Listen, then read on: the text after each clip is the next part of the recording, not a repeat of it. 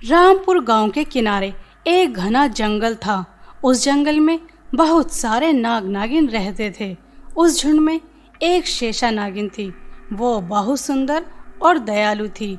एक दिन गुरु माँ शेषा नागिन के पास आती हैं। शेषा नागिन, आज तुम्हारे 100 साल पूरे हो गए। जैसा कि तुम जानती हो, 100 साल बाद हमारे नाग वंश में नाग नागिन एक इच्छाधारी बन जाते हैं।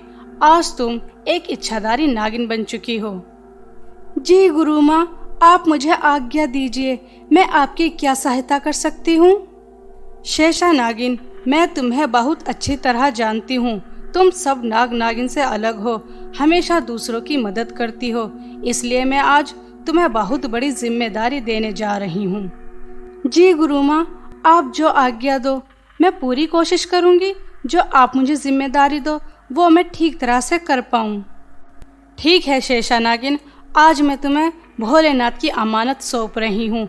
आज से तुम नागमणि की रक्षा करोगी। शेषा नागिन, मुझे निराश मत करना, ये जिम्मेदारी बहुत बड़ी है। गुरु माँ, नागमणि की रक्षा मैं आखिरी दम तक करती रहूंगी।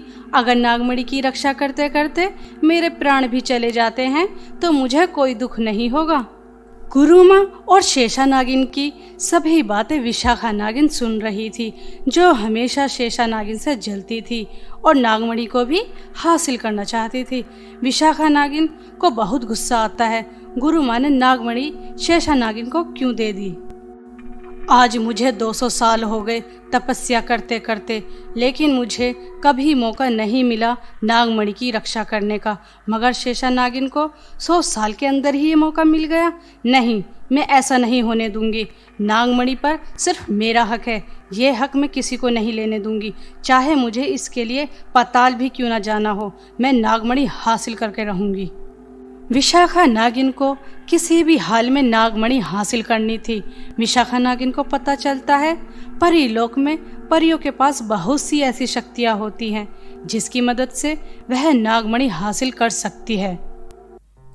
विशाखा नागिन नागमणि पाने की चाह में अपना रूप बदलकर बादलों के बीच एक परी महल था वहां चली जाती है, ताकि वह किसी परी को अपने जाल में फंसाकर पृथ्वी पर ले आए और नागिन और परियों की शक्तियों को मिलाकर वह नागमणि को पा सके।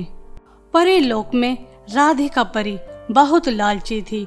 उसे भी परी लोक की सबसे शक्तिशाली परी बनना था। जब विशाखा नागिन यह देखती है कि परी लोक में भी कोई और उसके जैसा है, विशाखा नागिन खुशी के मारे नाचने लगती है। अब वह नागमणि हासिल कर लेगी। विशाखा नागिन राधिका परी के पास जाती है। राधिका परी, मैं पृथ्वी से यहाँ तक आई हूँ।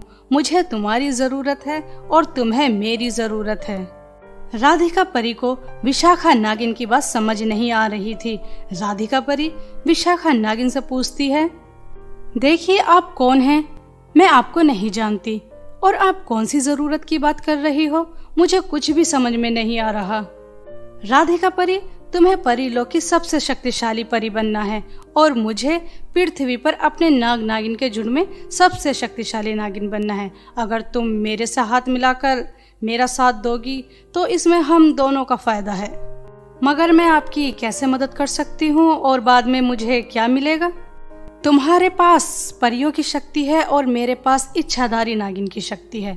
जब हम दोनों की शक्तियाँ एक साथ मिल जाएंगी तो हम उस शेषा नागिन से नागमणि छीन लेंगे और दोनों उस नागमणि को आपस में बांट लेंगे। नागमणि की मदद से तुम परीलोक की सबसे शक्तिशाली परी और अपने झुंड की मैं सबसे शक्तिशाली नागिन बन जाऊंगी। विशाखा नागिन की बातें सुनकर राधिका परी को नागमणि का लालच आ जाता है और राधिका परी विशाखा नागिन से हाथ मिला लेती है और दोनों पृथ्वी पर आ जाती हैं। विशाखा नागिन और राधिका परी पृथ्वी पर आने के बाद एक प्लान बनाती हैं कैसे शेषा नागिन को फंसाया जाए। शेषा नागिन एक दिन एक पेड़ के नीचे आराम कर रही थी। अचानक शेषा नागिन पर कोई हमला कर देता है।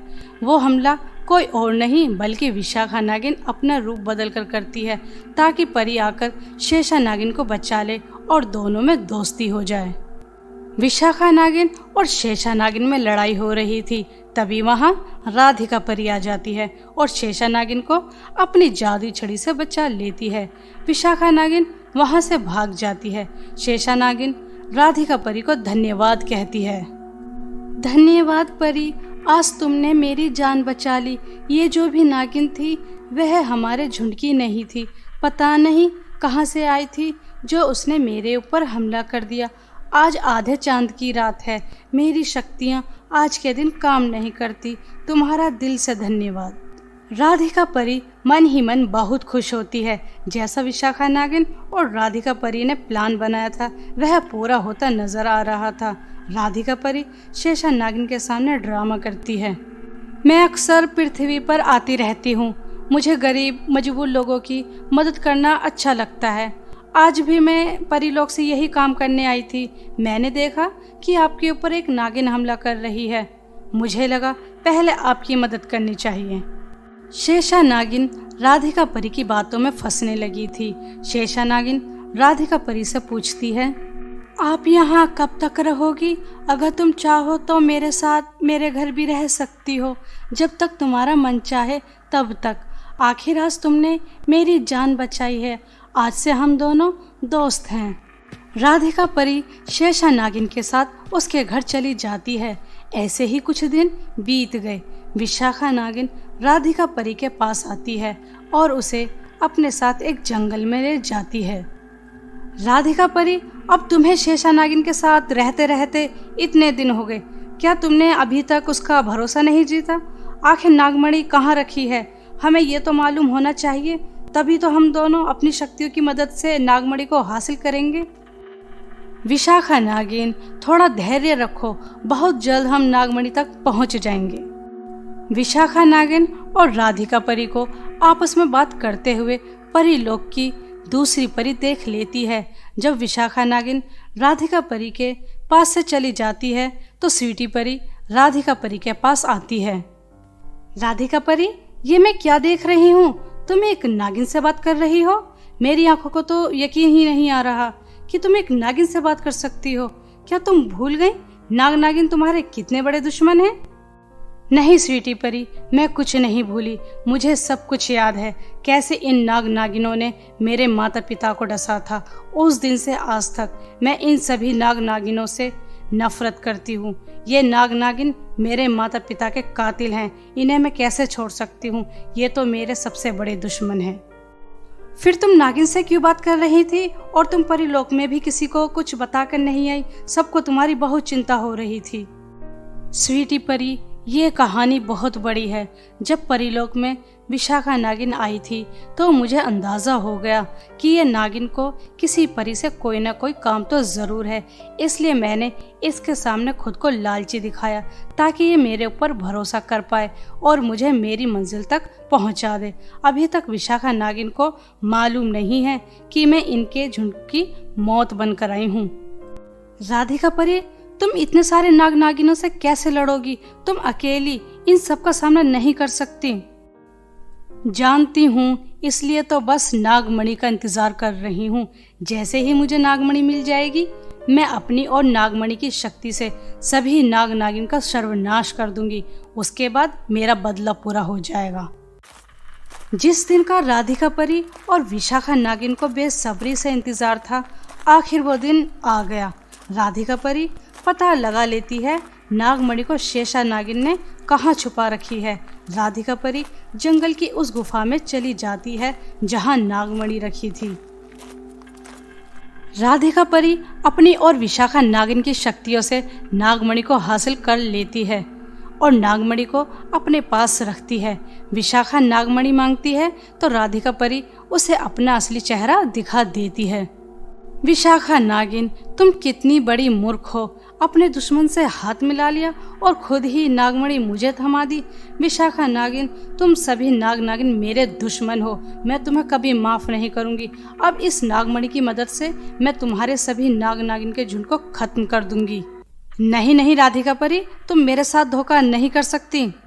विशाखा नागिन, तुम कौन से धोखे की बात कर रही हो? तुम तो खुद इतनी बड़ी धोखेबाज हो, अपने ही लोगों की दुश्मन बनकर मेरे पास आई थी और जब पासा पलट गया तो मुझे धोखेबाज बता रही हो। विशाखा नागिन और राधिका परी की सभी बातें शेषा नागिन सुन लेती है। आज मुझे बहुत दुख हुआ। एक मेरी दोस्त और दूसरी हमारे ही झुंड की एक नागिन ने मिलकर मेरे साथ इतना बड़ा धोखा किया। मैं तुम दोनों को कभी माफ़ नहीं करूंगी। और रही नागमणि की बात, उसकी रक्षा कैसे करनी है वो मैं तुम्हें अभी बताती हूँ। विशाखा नागिन, गुरु माँ ने आज तक तुम्हें इसलिए ही नहीं दी नागमणि, उन्हें पता था कि तुम कितनी लालची और मक्कार नागिन हो। राधिका परी, तुम क्या कह रही थी कि नागिन की वजह से तुम्हारे माता पिता की जान गई है? तुम अभी आधा सच जानती हो, पूरा सच मैं तुम्हें बताती हूँ। राधिका परी शेषा नागिन की पूरी बात नहीं सुनती और शेषा नागिन पर हमला कर देती है। तभी शेषा नागिन घायल होकर जमीन पर गिर जाती है। शेषा नागिन घायल होते हुए भी राधिका परी को कुछ साल पुराना सच बताती है।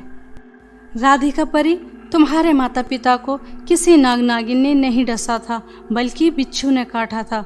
जब मैंने देखा कि बिच्छू का जहर तुम्हारे माता पिता के शरीर में पूरी तरह फैल रहा है, मैंने उनका जहर शरीर से निकालने के लिए उन्हें डसा था, मगर जब तक बहुत देर हो चुकी थी।